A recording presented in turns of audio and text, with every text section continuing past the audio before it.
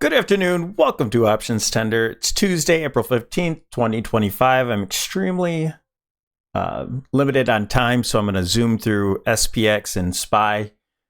And that's it right now.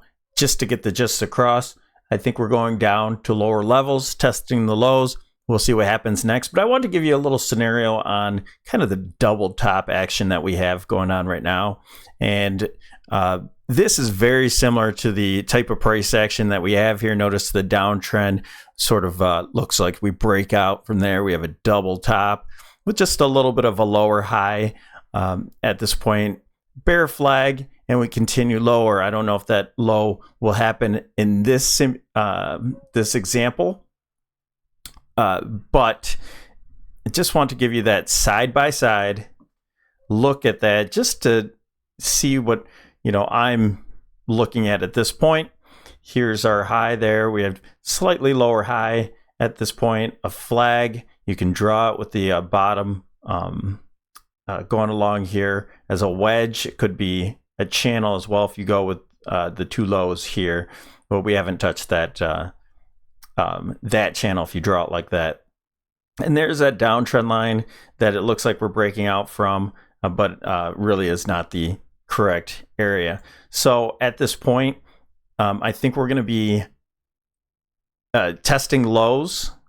I don't know if we'll exceed it, but my primary situation at this point will be a little bit of sideways action to down, and we'll leave it in that verbiage, sideways to down at this point. And I again, not sure if we're going to make new lows. I went over all of this in the members video, so if you're interested in becoming an individual YouTube member, it's $4.99 a month. If you're just interested in getting the Discord, and we talk about all these things, we have trade alerts going on right now. I put on several throughout this week, and they're yet to play out, and we're looking for those to happen soon. We have plenty of time on those trade alerts. So that comes with the 99 cents a month. We're doing this intraday, so this also is an intraday feature for those 99-cent members. So just zooming through, we have the moving averages, so that's why we're getting this tightening of price action here. We're oscillating around this resistance and not really holding above it very well. I do suspect that we'll start heading lower into the end of this shortened week, most likely into this gap here, this support resistance area noted in the past. We have this here because of price action that happened in the past. Okay, Clawlin oscillator getting a little bit stronger. So again, I don't have any confirmation. I'm going to say this in all the videos until we get until we get this lower low, or if we start breaking above the 20 moving average along with the 8 EMA and this downtrend line. Before any of that happens, either we get a positive divergence that would set us up for a long if we got a new low, or if we had some price action that digested this move and then we start breaking above those moving averages and or the downtrend line, then we can start getting more confident in our swings to the long side. So I noticed that could draw this something like this. Now, obviously, it shows that we're peaking above it. It doesn't have to be perfect. The lower high here as well, if it turns from this point. All right, DMARC. Very corrective looking move. Nothing to see here. Awesome oscillator. Starting to get green. Again, this is a placeholder. I'm going to keep this here. If we do make a new low, I'd love to see a positive divergence. And we looked at ES, and so there's a possibility that we'll have a triangle here, and that could signify either a B or a 4 wave for a new continuation low. I'm not going to show that. Again, that was in the members video. And if that, it gives us a nice range to trade off of. And if that range breaks to the upside, then that will be also an indicator for us that that we're starting to get more bullish. All right, let's go to SPY.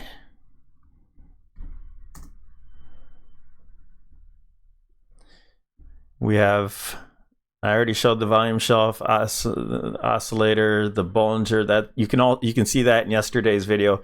Any of that information again. I want to keep this really brief here. All right, all this stuff is not new from the new video. Let's go to the 65 so we can kind of work out a game plan for the near future when we start to turn. Okay, so timing wise, we're in that time frame. Let's see if we have our high end yesterday. I do believe so. We're making an inside day, tightening range, and then we'll look for timing going into the 21st, wherever the price might be at that time. Then we'll be looking for some sort of reversal. Okay, so this was originally the plan that I was talking to you about. This still could play out very similar, but I'm gonna look for, this is our new trend line here that we're rejecting off of so far, and this next one is actually going to be anticipated. All right, here, and again, we're working this out in the Discord and on our members video. Now, two things could happen in a bearish scenario. This can be a true triangle where you get an A, B, C, D, E 5-wave move that tightens up, and we drop as a continuation of the previous downside move. Whether you count this as a B or a wave 4, doesn't matter. Or if price is going to make a new low, like we showed in the example a little bit earlier on SPX, we could go directly down to 1, 2, 3, wave 4, and they're probably going to be sharper waves because it might be an ending diagonal or something of that effect. But either way, 4 and 5 wave move down to a new low, just like the other one, and it didn't exceed it by much, and then rip to the upside. All right, and all this is in this timing cycle that we have available. And I think, so if we were to be in a bullish situation or a more bullish bearish situation, if we're already in this B wave that's correcting, we're probably going to see still some downside into this week. Maybe some of the trends here or some of the retracements happen. Now that we're wasting time, it seems unlikely that we'll hit these right away without breaking this. So this could end up being, like I said, moved around. But so far we just have 2 points here for a pivot, not an actual trend line at this point. And we'll see how this plays out. A B wave down here, and then a 1, 2, 3, 4, 5. So if we start breaking out to the upside, then that's probably what we're in at that point.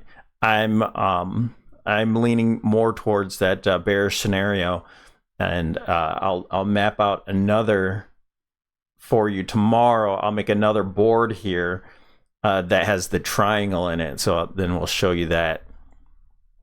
Now with the options tender here, we're starting to curl over. We're just about to have a bearish breakdown from this move. So beware of that. We have negative divergence.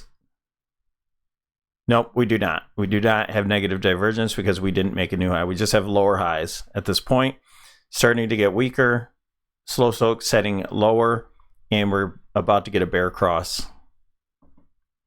All right, all this we can look in the next video.